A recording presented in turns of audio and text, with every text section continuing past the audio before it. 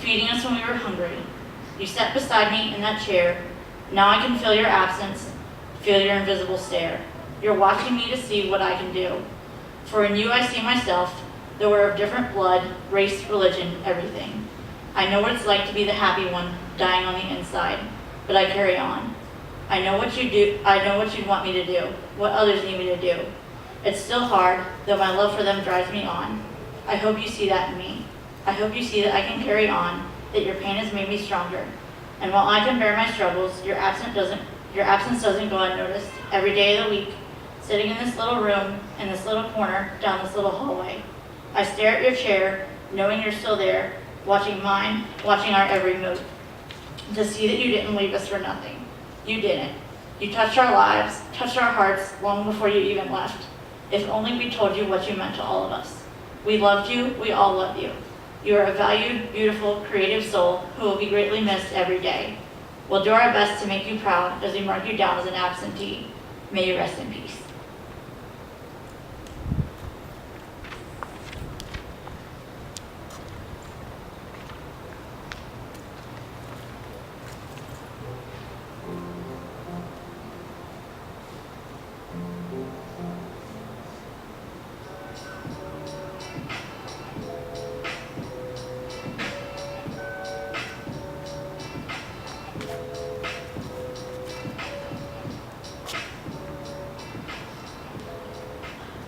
Hi everybody, I'm Rachel, and Yemi was a good friend of mine, and I know a lot of us in the comm department, I feel like we're all this huge family, and he was definitely a huge part of our big family that we have, and we spent a lot of hours in lab together, and just working together, working on projects, and I was lucky enough that we had the same major and the same minor to get to have class with him a lot, and this semester he was my elevator buddy. We, after class, we'd always get in the elevator together every Monday, Wednesday, and Friday, and just kind of ride down together and talk and have that little conversation that you have. So I kind of have a short poem about my elevator buddy that I'd like to share with you guys.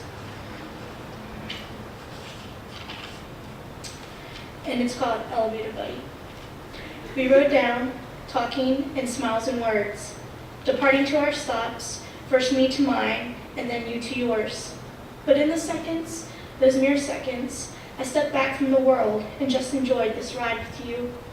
It was always those small moments I cherished, anticipated them on those days, and added them to a routine that was my life. And when I stepped off on my floor with a friendly wave, I went on with my day and had that little joy to fill my cup. Now I go, and only one button I press. I never imagined that you would somehow reach your stop before me. I never thought. I only knew how lovely life was in those stolen seconds on that ride with you.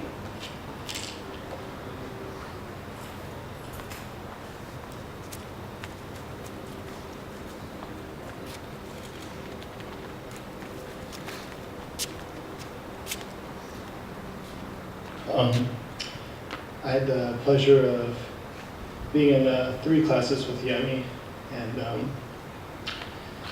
one of them was motion graphics, and I was making a video on Taylor Swift's We Were Never Getting Back Together, and I remember him poking fun at me like the whole entire time, being like, Taylor Swift, really? And Monica would always come around and be like, wee! And he would always do this high pitch, wee! And it was just like a lot of fun. Like, he was just so much fun to be around. And I remember one day he asked me for help, and I was like, I don't really know what I'm doing, so I'll just give you like my 2 cents. And I don't know, he was just always so eager to help people, and he was just so wonderful person, and I guess, I talked to him last week, and he was just telling me about how great it was to be back at Chef, and it just brought a smile to my face, and that was like the last thing I remember from Yemi. It was just him doing this high pitched kind of wee, and I kind of wanted to share that because even though he is gone, he's still here with us, and I feel like it's so important to remember the good things about Yemi and how amazing he was as a person, and to all of us in the comm department. And we're just such a close-knit family. I just feel like I lost a brother, you know. But I wanted to share that because he just meant a lot to me and always helped me with my projects and made me laugh, and so I just wanted to share that.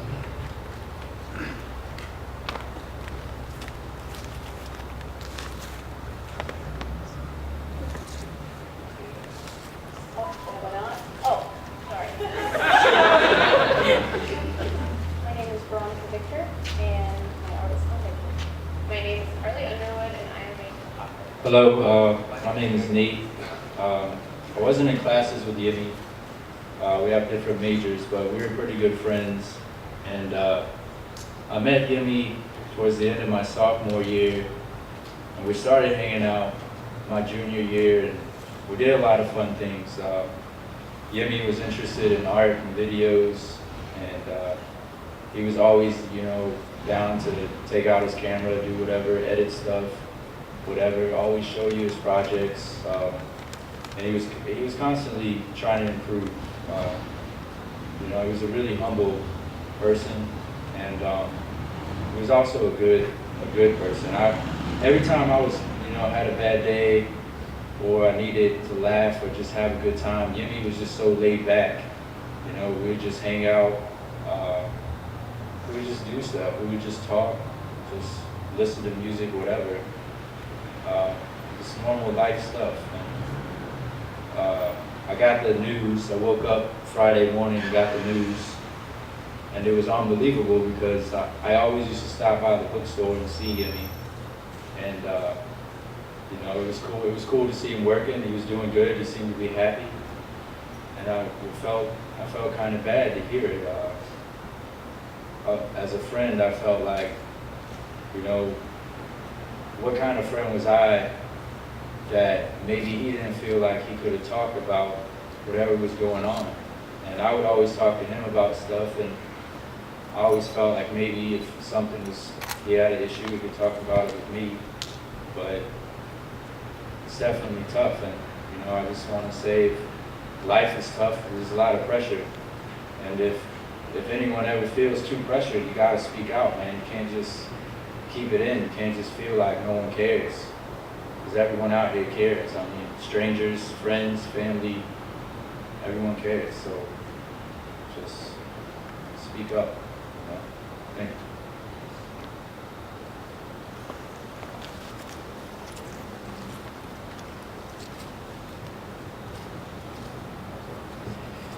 Hey, how you doing? My name is Mike. Yemi was a very dear friend to me.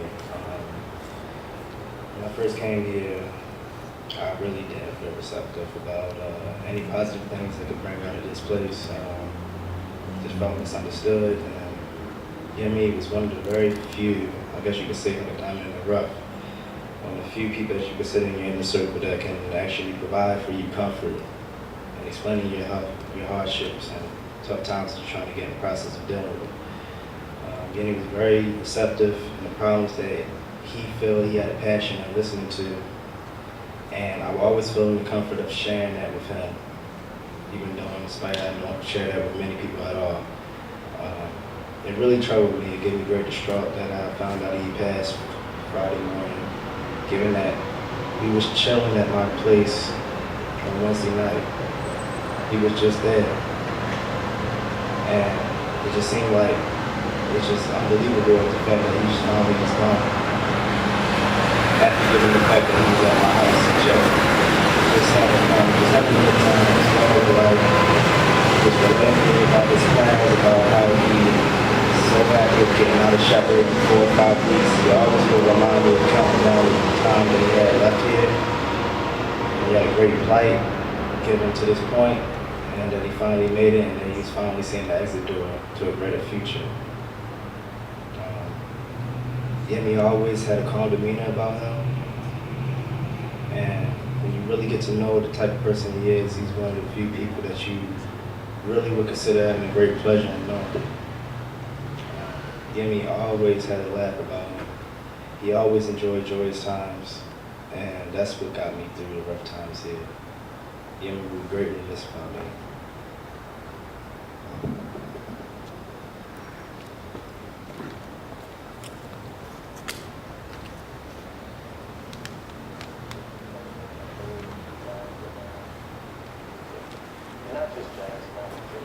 Art is whatever.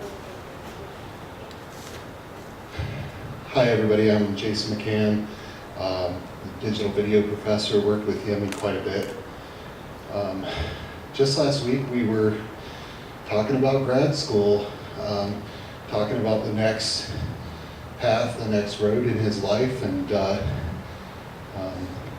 woke up Friday morning and I heard that Yemi died. And I think for a lot of us who know Yemi or know anybody who dies under such circumstances, we often wonder what we could have done, or if there was a sign, or if there was something that, we're looking for a red flag, and it's, I think for days after that I kept on thinking that, was there something I should have known? Was there something he was telling me? And after a while I figured that it wasn't any use to do that to ourselves. And it made more sense just to let each other know. Someone was just saying that that you've got friends and there are people here, people you can talk to. There's always a support system. So, if you look out there and you see someone and they look like they're down or they need some help, reach out. Don't feel guilt. Don't wonder what you could have done. Just help those around you. And that's all I want to say. Thanks.